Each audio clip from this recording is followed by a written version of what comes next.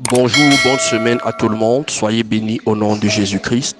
Ici l'apôtre Junior Endon, votre humble serviteur qui est là ce matin pour partager la parole de Dieu avec vous.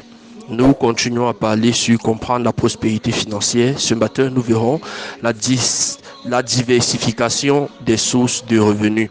La diversification des sources de revenus. Dans Genèse au chapitre 2 du verset 10 au verset 14, il est écrit: un fleuve sortait d'Éden pour arroser le jardin. Et de là, il se divisait en 4 bras. Le nom du premier est Pichon. C'est celui qui entoure tout le pays de Havila, où se trouve l'or. L'or de ce pays est pur. On y trouve aussi le bélium et la pierre d'onyx.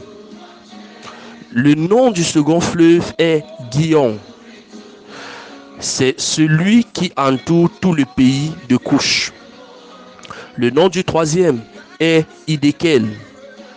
C'est celui qui coule à l'orient de la Syrie. Et le quatrième fleuve est l'Euphrate. Bien-aimés, nous parlons certainement de la diversification des sources de revenus parce qu'il faut noter que lorsque nous parlons de la prospérité financière, nous ne pouvons nous empêcher de parler de la diversification. Le verset que nous avons vu dernièrement sur le livre, je vais dire sur Ecclésiaste au chapitre 11, nous parle aussi de la diversification parce que là-bas, dans d'autres versions, la Bible dit investir dans plusieurs entreprises et avec le temps, cela aura une rentabilité. Mais lorsque nous revenons dans ce passage, la Bible nous fait comprendre que le fleuve, il y avait un fleuve qui sortait de l'Éden pour arroser le jardin. Or, lorsque nous parlons généralement des fleuves dans la Bible, l'une des spécificités des fleuves, ou alors l'une des interprétations des fleuves, c'est l'abondance. Parce que lorsque nous parlons des eaux, on parle de l'abondance. Comme David pouvait dire: l'Éternel est mon berger, je ne manquerai de rien. Ensuite, il dit: il me fait reposer sur les verts pâturages, il restaure mon âme, il me conduit vers des eaux paisibles. C'est-à-dire l'eau, ça parle de l'abondance, ça parle d'un endroit bien. Ici, là, si nous voulons, n'est-ce pas, une vie pleine d'abondance, nous devons noter que il faudrait que notre fleuve soit arrosé. Déjà, notons que à partir d'ici, Adam avait déjà été béni. Il a été béni premièrement parce que lorsque Dieu les a créés, la Bible dit Dieu les a bénis. Donc la bénédiction est sur lui. Mais pour que la bénédiction soit en application, il faudrait qu'il y ait un fleuve qui puisse l'arroser. Le fleuve est une source de revenus. C'est-à-dire, malgré que la bénédiction est sur ta tête, si en fait tu n'as aucune activité génératrice de revenus, cela deviendra difficile. Mais il faut noter que Dieu a fait que le jardin était entouré de 4 fleuves d'eau. 4 fleuves, c'est-à-dire il y avait 4 fleuves qui alimentaient le jardin.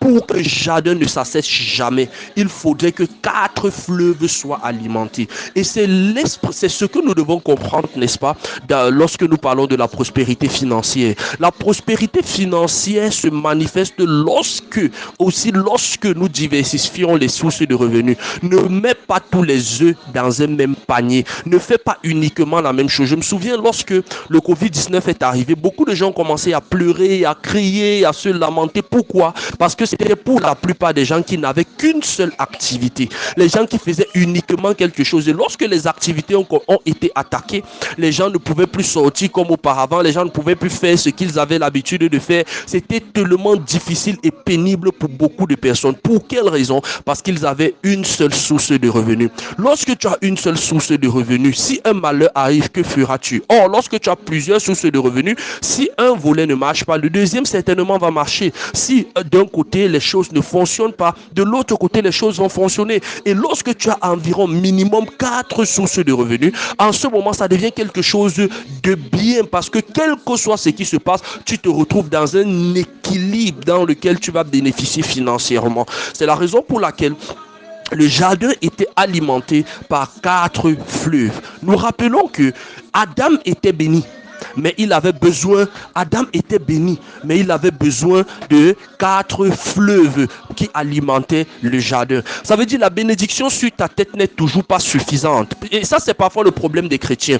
Vous voyez, les chrétiens parfois se limitent que non, on va prier, on va jeûner, on va peut-être donner la dîme, on va faire ci ou ça, mais ils ignorent que parfois les activités sont importantes. Quelles sont les activités par lesquelles le Seigneur va te bénir? Quelles sont les activités par lesquelles le Seigneur va passer pour élever ta productivité? C'est très important, bien-aimés, c'est très important, mes frères et sœurs, parce que, n'est-ce pas, le jardin était alimenté par 4 sources d'eau. Il faudrait que ta vie soit alimentée par 4 activités minimum qui peuvent te générer les revenus. Parce que lorsqu'une activité ne fonctionne pas, l'autre fonctionnera. La vie financière est faite ainsi. On ne se base pas uniquement sur un seul domaine. Il devrait avoir plusieurs domaines sur lesquels tu reçois de l'argent. C'est vrai, il pourrait y avoir une source principale qui te génère les revenus. Mais il faudrait qu'en dehors de cette source principale,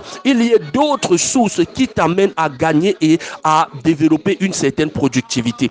Donc, la diversification des sources de revenus est très importante. Il est dit en éducation financière, ne mettez jamais tous les œufs sur un seul panier.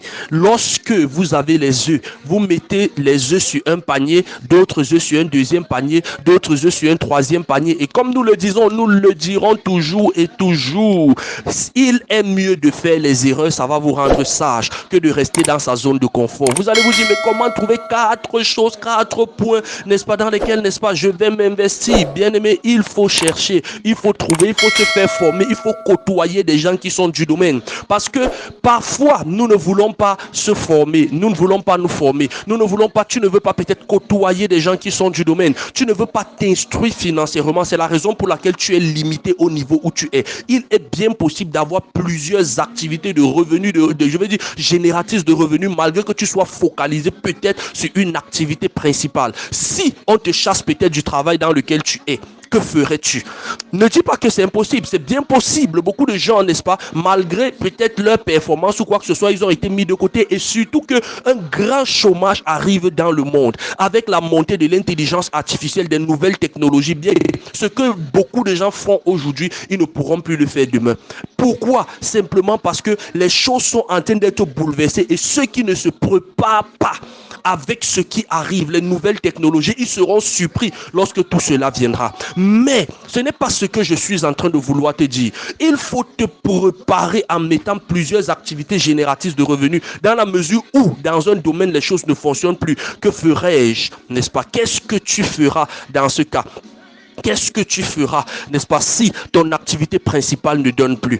Il faut diversifier tes sources de revenus. Ne mets pas tous les œufs dans un même panier, et tu te rendras compte, la richesse, l'abondance financière est liée à cela. Quand tu investis dans plusieurs secteurs d'activité, tu te rendras compte que les choses seront meilleures pour toi. Je prie afin que le Seigneur t'accorde la grâce, la sagesse, afin d'investir, de t'orienter sur plusieurs champs d'activité dans le nom puissant de Jésus-Christ.